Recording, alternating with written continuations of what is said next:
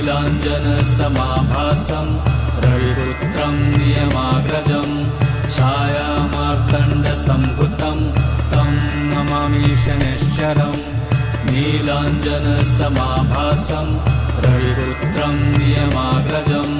छायामार्तण्डसम्भुतं तं नमामि शनैश्चरम् नीलाञ्जनसमाभासं